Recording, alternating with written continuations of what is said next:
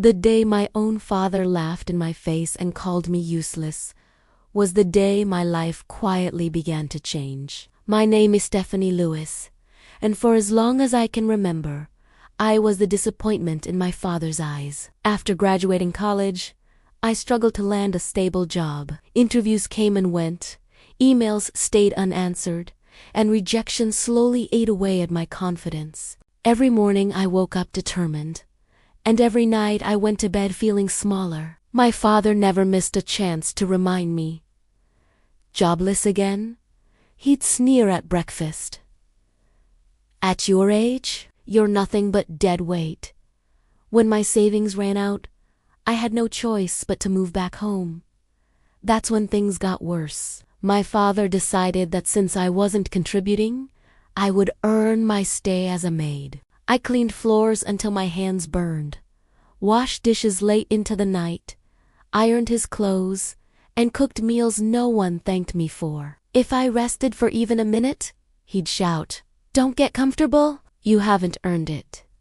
My mother stayed silent, avoiding my eyes, and my younger brother learned to mock me the same way my father did. What none of them knew was that every night, after scrubbing the house spotless, I sat on my bed with my laptop, working. I was freelancing quietly, pitching proposals, building designs, and teaching myself skills no one around me believed I had. I failed dozens of times.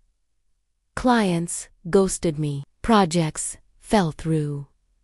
But I kept going, telling myself that this humiliation was temporary. One afternoon, while I was on my knees cleaning the living room, my father stood over me and laughed. "Look at you," he said. "This is all you're good for. Don't dream too big. People like you don't get opportunities." His words cut deep, but instead of crying, I smiled to myself. Because earlier that day, an email had arrived.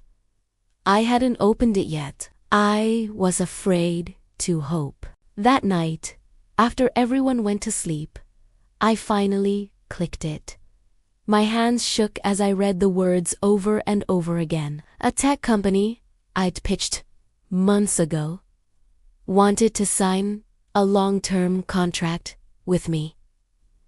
The number at the bottom didn't feel real. $560,000. I stared at the screen, covering my mouth to stop myself from screaming. Every insult, every tear, every night of doubt suddenly had meaning.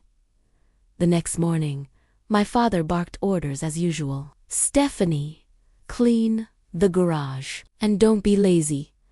I calmly finished my chores, sat at the dining table, and placed my laptop in front of him. "I won't be cleaning anymore," I said softly. He laughed. "Oh, and why is that?" I turned the screen toward him and showed the signed contract. The room went silent. His smile disappeared. He read the number again and again, his face draining of color. This can't be real," he whispered. My brother leaned over his shoulder, stunned. My mother started crying. For the first time in my life, my father didn't have words. "I've already accepted," I said. "I'm moving out next week." He tried to recover, muttering about being proud and having always believed in me. I stood up, finally, taller than his voice. "You didn't," I replied, but I believed in myself.